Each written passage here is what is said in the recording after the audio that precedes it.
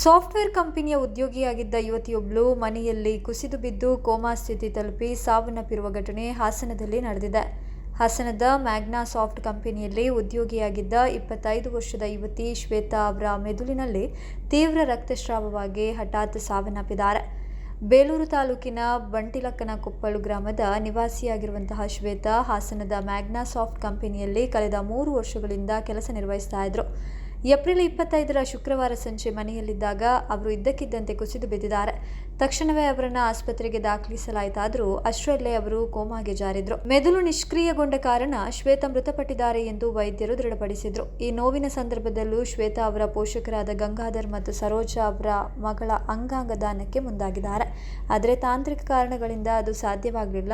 ಇಂದು ಶ್ವೇತಾ ಅವರ ಅಂತ್ಯಕ್ರಿಯೆ ಸ್ವಗ್ರಾಮದಲ್ಲಿ ನೆರವೇರಿತು. ಸಾಫ್ಟ್ವೇರ್ ಕ್ಷೇತ್ರದಲ್ಲಿ ಉಜ್ವಲ ಭವಿಷ್ಯ ಹೊಂದಿದ್ದ ಯುವತಿಯ ಸಾವು ಅವರ ಕುಟುಂಬ ಮತ್ತು ಸ್ನೇಹಿತರಲ್ಲಿ ತೀವ್ರ ದುಃಖವನ್ನು ತಂದಿದೆ.